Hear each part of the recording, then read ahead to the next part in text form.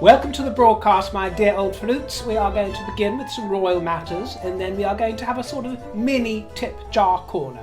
Not a huge amount of things to show you, but for those of you that enjoy my ephemera collection, I've got something to show you. If you're a fan of Brambley Hedge, I don't know if that's known abroad, but Brambley Hedge, I've got something that excites me anyway. I don't promise that it'll excite you, but something there, a little bit of pottery, and I'm going to do a little bit of reading from an old book about the kings and queens of yore.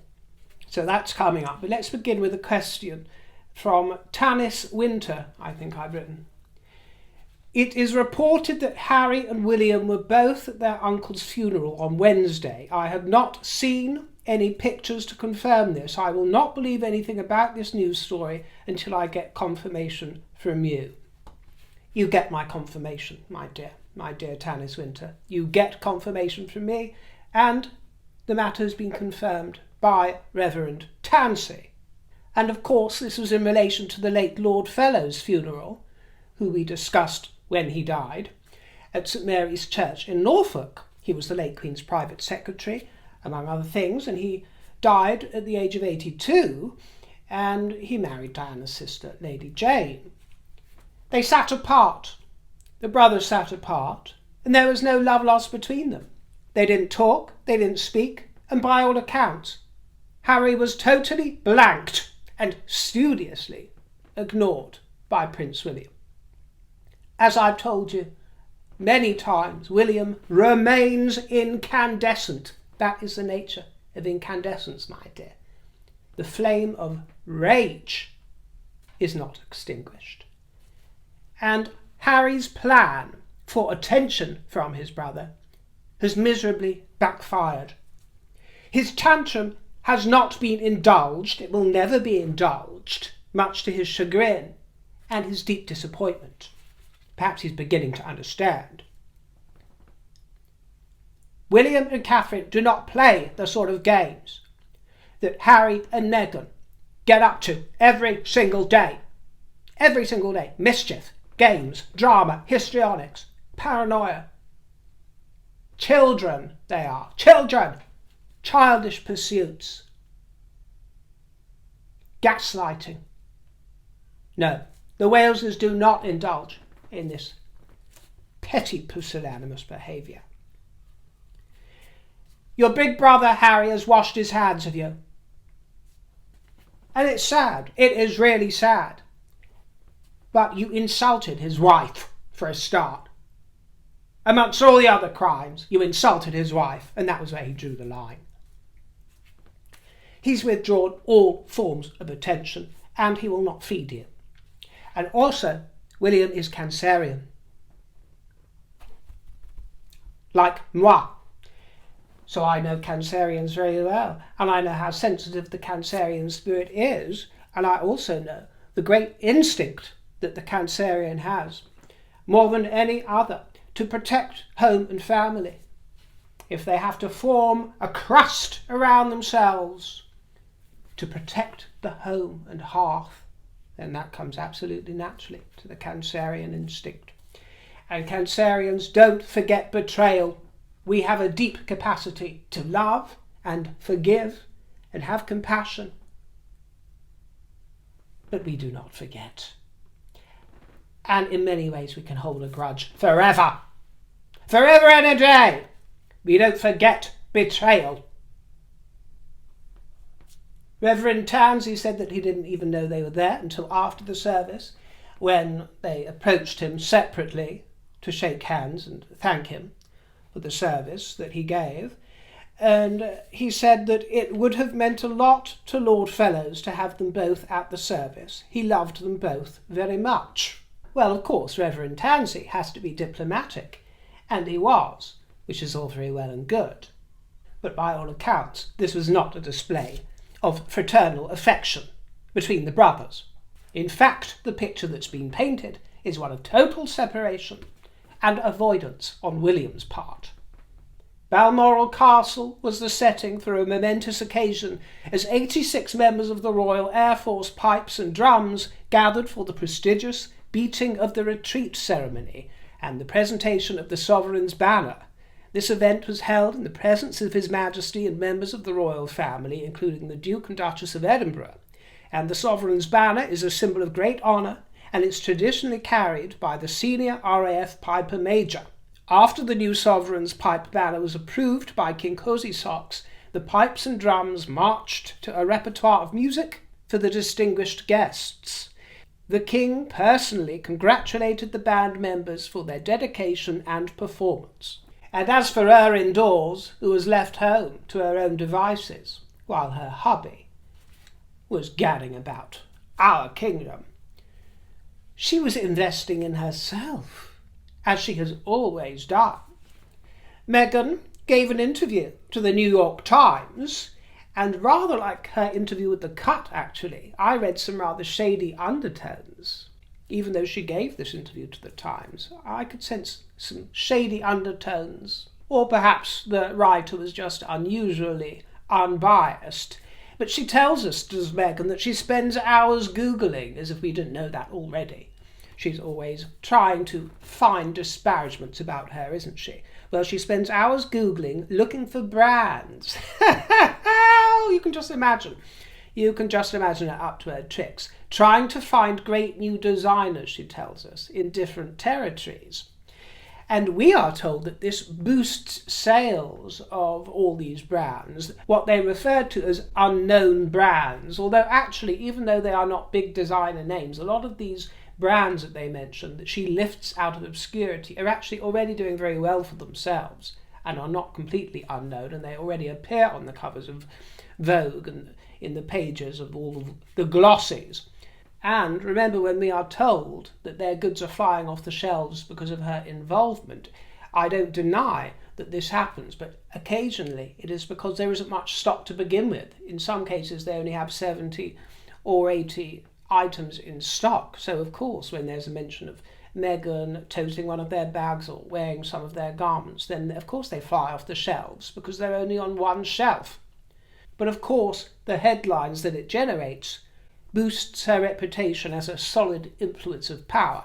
And I am not one of those who says that she doesn't have the power of a great influencer. I think that she does, and that she can harness it. I just think that it is overplayed at certain times, and I certainly don't think that she has the great pull under true iconic brands of big names. She puts off so many of the big names because she has become a laughingstock, and they don't want to damage their reputation. But she admits in this interview that when she is in the spotlight on a global level, on the worldwide privacy tour and this sort of thing, she considers the impact of every designer and each detail and the message of each designer. Well, that's exactly what I told you a couple of weeks ago when she was in Colombia, that nothing is by accident. For example, when she wore Victoria Beckham. So why was this? Why did she choose Victoria Beckham? The Beckhams are known to be royalists and very friendly with the Waleses and their majesties.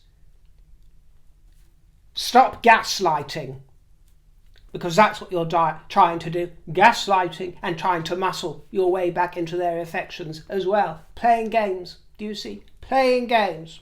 She tells us about her investment portfolio. Because she is such a highfalutin executive. She has 5 to 10 brands in her investment portfolio, and she virtue signals her involvement with them. Investing in them has helped me line up for this chapter where I'm investing in myself. This chapter? Just this chapter, Meghan, of your story? It's your modus operandi, lover girl. She compares herself to a dolphin. Actually, I did see an interview when she first came on the scene with someone describing her silky smooth legs as dolphin-esque, although I'm not sure it was a compliment, and I always thought there was something a little bit fishy about her. But she calls herself a dolphin, alluding to the fact that she swims in friendly waters with everyone she invests in, and that she is not a shark. Don't pee on my leg and tell me it's raining. We all know that you are indeed a shark and a shyster and a catfish, masquerading as a noble, charitable, authentic Nigerian princess. Oh, pull the other one. A message of condolence now from the King to To the people of Aotearoa, New Zealand, following the death of King Ituheitia. My wife and I were profoundly saddened to learn of the death of King Ituheitia. I had the greatest pleasure of knowing King Ituheitia for decades. He was deeply committed to forging a strong future for Maori and Aotearoa New Zealand, founded upon culture, traditions and healing, which he carried out with wisdom and compassion. My wife and I extend our deepest condolences to King Ituheitia's far-known friends and all those who will mourn his loss. Our special thoughts and prayers will be with you at this most difficult and heartbreaking of times. King Ituheitia died peacefully at 69, surrounded by his wife and 3 children. He had been in hospital recovering from heart surgery just days after celebrating the 18th anniversary of his coronation as the Maori king. The position dates back to 1858 and is largely ceremonial, and much of the role was to uphold the values and traditions of his people and culture in the face of colonization over the years. And indeed, you could say that we are on the receiving end of some of that karma now. You know, this is going back to the days of colonize or be colonized. Well, it still exists in some ways, doesn't it? Because we see our shores becoming colonized.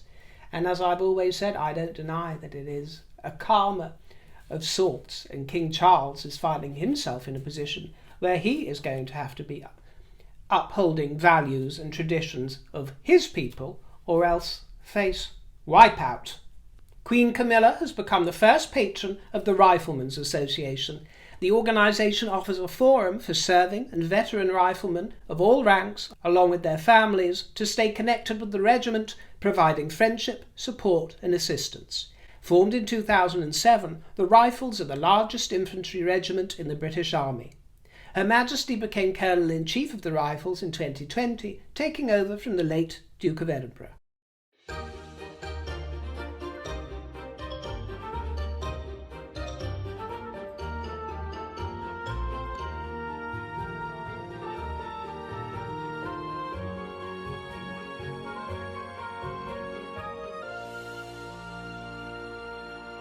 Welcome to Tip Jar Corner. I'm not going to be doing the usual showcase of trinkets and baubles today, though, my dear. It's just an excuse to sit down and have a little cosy chinwag with you all, although I will show you this gorgeous brooch that I picked up in the shape of a seahorse. So colourful, so whimsical.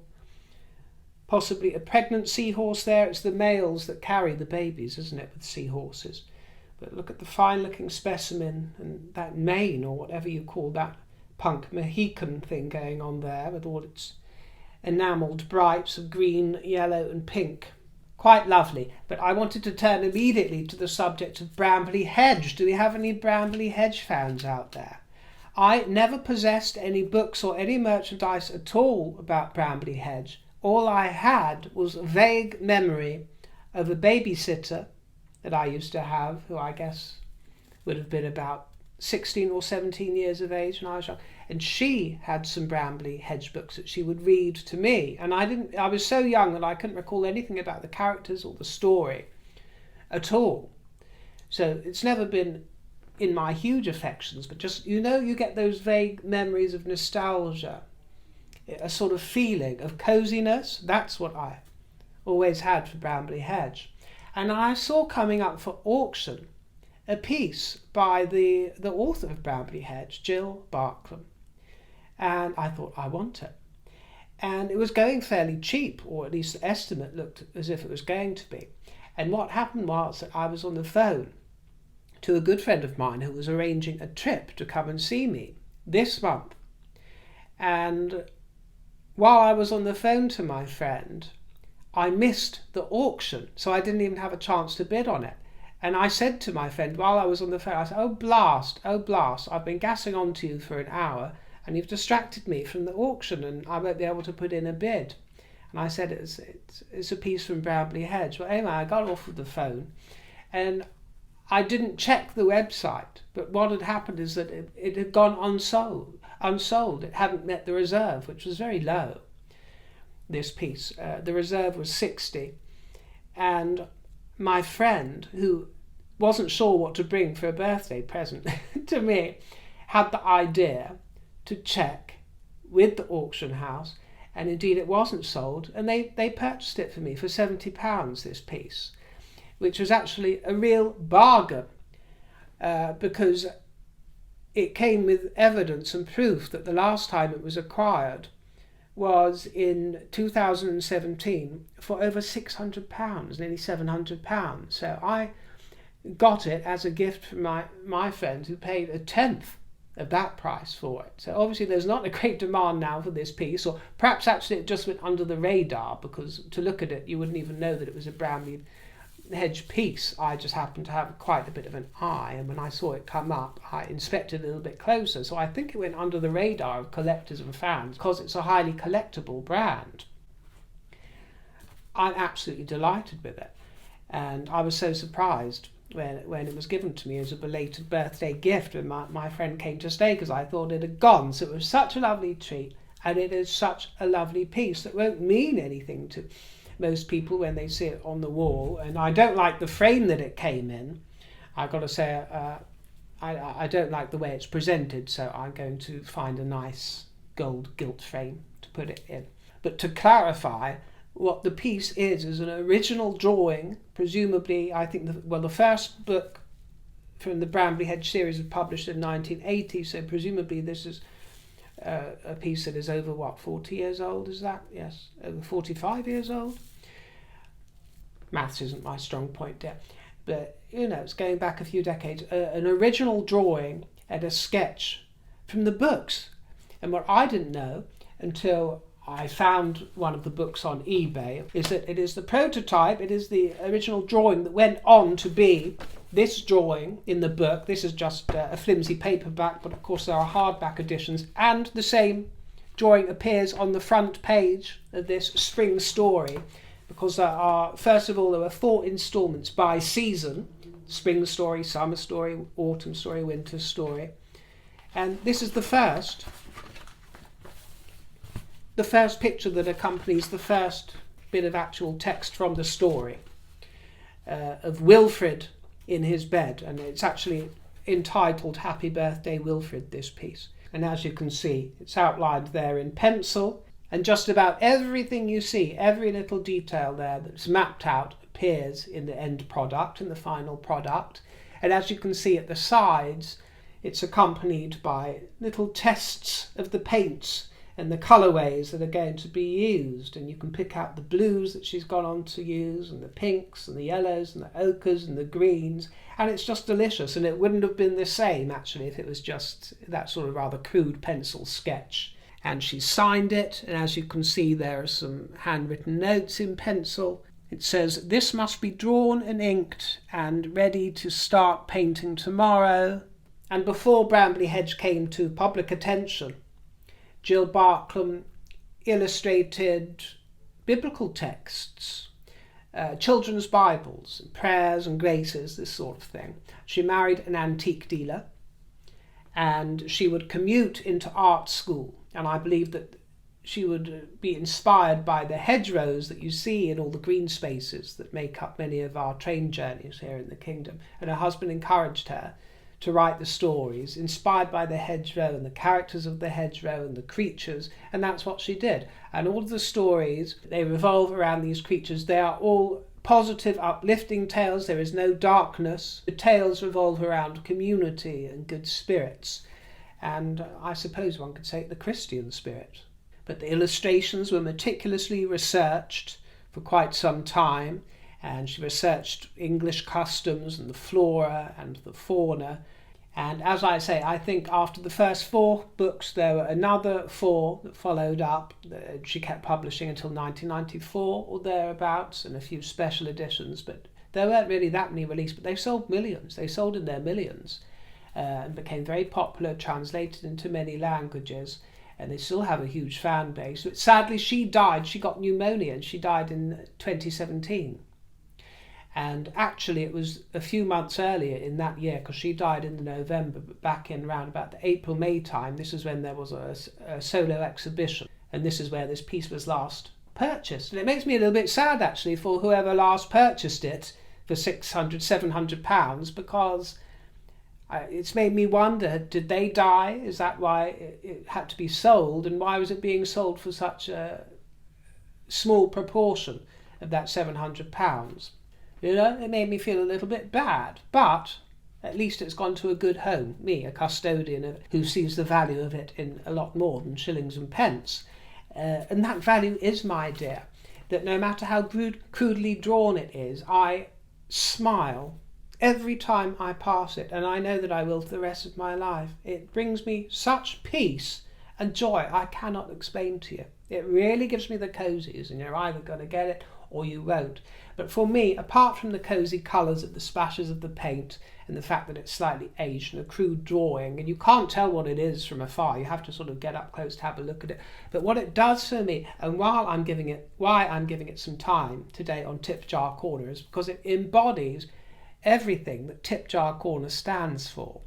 And if you're a regular viewer, you'll understand this, that it's about memory and nostalgia and watercolour glimpses, misty coloured memories of the way we were. And it is a portal as well. It is a very important portal. This was the first painting of a series that went on to be iconic.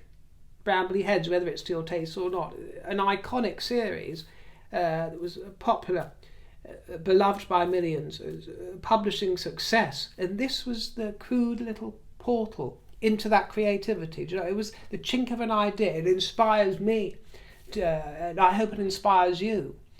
You know, no matter how crudely formed or naive or new our dreams are, it's the potential, isn't it?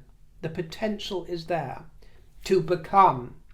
And that is why it absolutely thrills me and gives me so much joy, as much as any more sophisticated painting that might hang on my walls.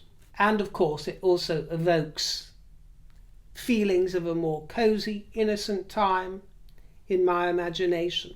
So I use it as a sort of time machine to escape modern life.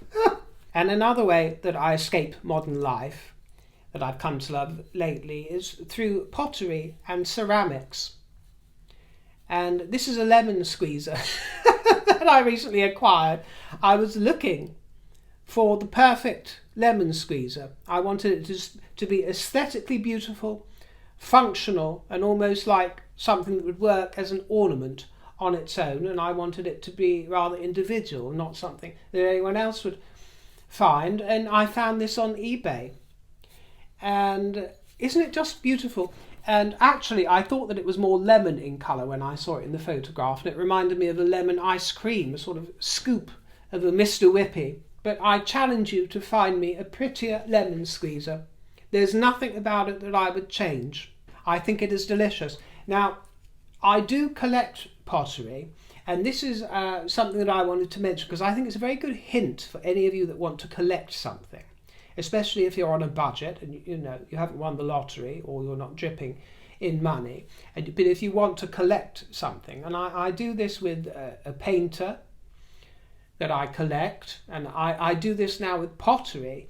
And the trick is to find a unique brand that no one else knows about and no one else bothers collecting because it's unknown or goes under the radar. Then you don't have to compete with anybody else and you get the excitement of finding new bits and bobs by the brand or the maker. And by chance, a couple of years ago, I can't remember if I showed you this before, but it's my favourite coffee mug. It's reserved for my favourite coffees. Coffee tastes so good out of it. It is the perfect shape. It is the perfect hue. It is the perfect design, sort of like a tankard, but spun out of clay. It says Bishop's Waltham on it, which is a place that I know and love in the south of England. Some of you will know in which county? Surrey or Hampshire. Hampshire, I think it is. It's my favourite cup. And when I saw the make, I googled the make and nothing came up because I wanted to see if I could find a matching cup of this kind, but I couldn't. But I remembered the name of the make. And every so often I would type it into the internet and type it into auction sites and type it into eBay. Nothing came up until many months later, and something did come up. And I think the next thing was the vase, which is up there under the picture of the pear. It's a vase or a jug, because I eventually found a vase, and then a few months later I found a jug. And They're not expensive pieces, they don't cost much, but they're beautifully made, and they all come under the same old brand. This was made, I presume, in the 70s or 80s, something like that. So the brand doesn't exist anymore, and it rarely comes up. It rarely comes up, but when it does, I think, ooh, I trust that design, I like that design, and I put in my bid and I get it. So I'm forming a little collection now. I've got 3 or 4 pieces, and it might be years until I manage to find something else from that brand because they don't come up. But when they do, I'm there ready to hover mines there, and this is a part of the joy of collecting. And the same with a certain painter that I follow as well, because I know that not many people are following them, and that I will be able to acquire and build up a collection of something that means something to me. And the more that I collect, the more of a sort of challenge it becomes to find more pieces. And I wanted to finish off by reading a few passages from this book, The King's Grace, that I picked up at a second-hand Oxfam store the other day for £1.99. The King's Grace, which has got some very interesting chapters and seems to be well written. I was really pleased with this find, so I thought I'd share just a few passages with you. The Silver Jubilee is always a great occasion. The term is used to mark the 25th anniversary of some event of outstanding importance and is the occasion for great rejoicing by the persons or family concerned in the event. On May the 6th, 1910, His Majesty King George ascended the throne of Great Britain, and thus on May the 6th, 1935, his Silver Jubilee is to be celebrated by the British Commonwealth of Nations, who are, so to speak, members of his great family. The British Commonwealth of Nations, which we usually call the British Empire, is the greatest medium for the blessing of peace which the world has yet known, and it is the personality of our King which has done so much to bind these varied nations together. His wise and statesmanlike qualities are recognised all over the world, and these qualities have engendered that brotherhood which exists throughout the empire. Sometimes differences of opinion arise in any family, and it is on such occasions that the head of the family attempts to settle these difficulties.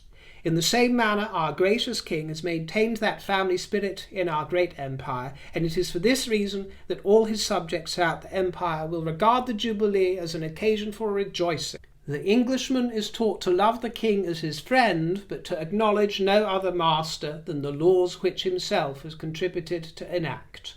For 15 centuries there have been kings in Britain, and for more than 300 years there has been a single kingship. It has changed in character, but it has succeeded in adapting itself always to the changing conditions of our people. Like many of the deeper truths of government, it cannot be readily defined. Parliament can alter the laws at will, but the 17th century doctrine still holds that there is a law fundamental which may not be tampered with as long as the nation remains what it is. So kingship, which during the ages has shed much of its old power, yet maintains its central function and continues to be a primary instinct of our people. In the last 200 years, while the throne has lost indefinable powers, it has gained in significance. There have been wise monarchs and some not so wise. But the inherent and accumulated majesty of the office has increased.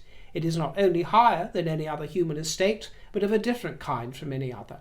It is the point around which coheres the nation's sense of a continuing personality. In any deep stirring of heart, the people turn to that ancient, abiding thing behind governments, which they dimly feel to be the symbol of their past achievement and their future hope. The last quarter of a century has been a testing time for Britain and for the world, but one thing has endured, our kingship. It has emerged from the conflict more broadly based, more widely reverenced than in the greatest days of Plantagenet and Tudor.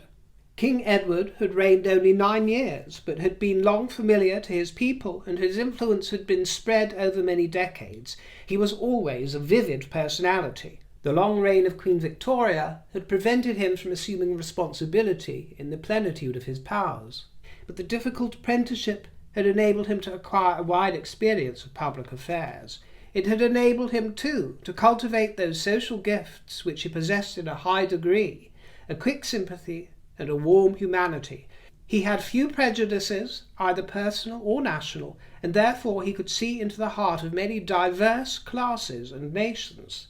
As a constitutional monarch he was above reproach, for he made no favourites. He never interfered in policy, though he exercised his right to counsel moderation. To his people he was at once royal and homely. He was what they looked for in a sovereign. They understood him and felt that in turn they were understood. He had dignity, but he had also a deep human kindness. He enjoyed life and desired that others should enjoy it. He was his people, and, in Mr. Asquith's words, had no self apart from them. Human nature loves to dignify the past and decry the present. To look back to a golden age is one means of acquiring hope for the future. The earliest Babylonian tablet is a lament for the decay of the age, and every epoch which seems brilliant to our retrospect had its prophets of doom. Wordsworth thought the times degenerate during which Trafalgar was won and Napoleon conquered, and the rock-like serenity of the Victorians appeared to contemporaries a flimsy and feverish thing. The British people have always made a speciality of a kind of self-abasement which depreciates themselves and exalts their ancestors.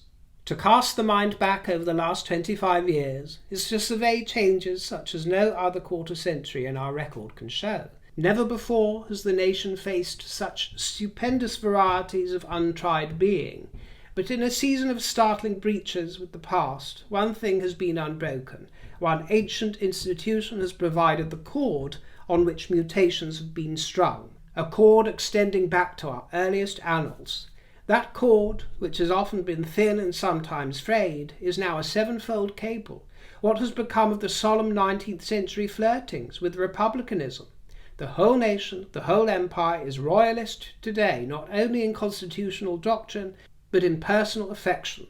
Majesty and grace are in the royal office. Monarchy, in some form, is universal, for it seems to be a necessity in government. Elsewhere it is elective and temporary, as in republics, or as in dictatorships enforced and undefined in term.